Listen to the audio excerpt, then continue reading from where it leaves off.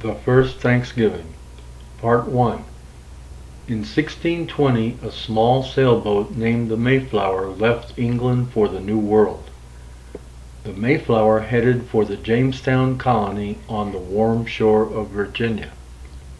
Its 100 passengers were the Pilgrims. They were looking for a place where they could worship God in their own way. Because of strong winds and severe storms, the Mayflower lost its course. The brave group of colonists finally had to land at Plymouth on the rocky coast of Massachusetts in December 1620. It was the middle of the stern northern winter. Terrible months of starvation, disease, and death were ahead of them. Only the strongest of the Pilgrims survived that winter. Many women gave their own pitiful rations to their children and died for lack of food for themselves. The governor of the Plymouth colony, John Carver, died in April 1621. In his place, the Pilgrims elected William Bradford. Conditions began to improve in the spring of 1621. There were wild vegetables. There were berries and fruit. Fish and game were plentiful. Therefore, they were able to get enough fresh meat despite their lack of skill or experience in hunting and fishing. The colonists' health improved with the warm weather and their better diet. In the fall, they looked back over the past year. They were both regretful and thankful. Only 50 of the original 100 passengers remained. The price in human lives and tragedy had been great. On the other hand, they saw new hope for the future. A splendid harvest was behind them. They were ready for the second winter with confidence. They had 11 crude houses for protection against the severe winter. 7 were for families and 4 were for communal use. Best of all, they had established a treaty of friendship with their Indian neighbors under Chief Massasoit in the summer. The woods and forests became safe.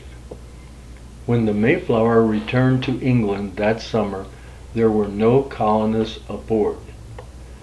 At the end of their first year in their new home, the Pilgrims wanted to celebrate with a real holiday. Governor Bradford decided on December 13th, 1621, as the day for giving thanks to God. The colonists fired a cannon as a salute at dawn on that first Thanksgiving Day. Afterwards, they moved to the meeting house in a procession. This house took the place of a church for them. There they offered humble thanks to God. After the religious ceremony, a great feast and 3 days of celebration began. Massasoit and his Indian warriors were guests. The hunters came back with wild turkeys, geese, and ducks. The Indians brought deer meat. In addition, there were fish, clams, and oysters.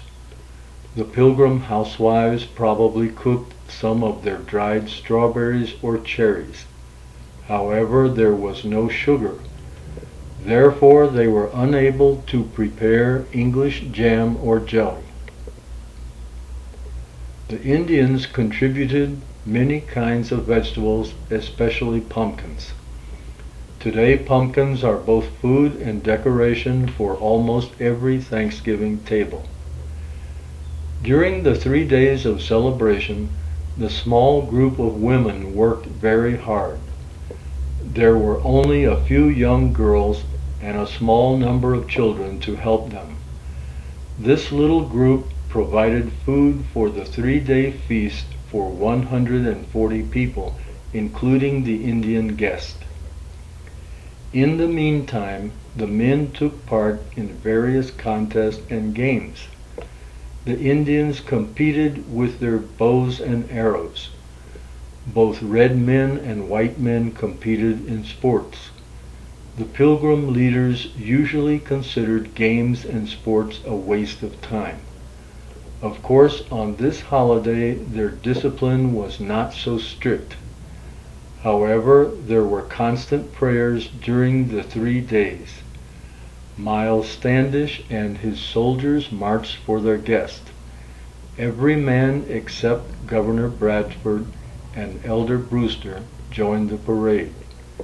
Everyone was very excited when the soldiers shot their rifles and blew their bugles.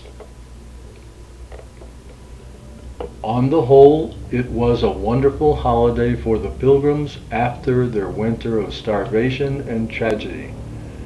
However, they paid for this luxury during the following winter. There was very little food for anyone. They did not have a Thanksgiving feast the next fall. The harvest was too small for that. In spite of everything, they never had any regrets about their first holiday.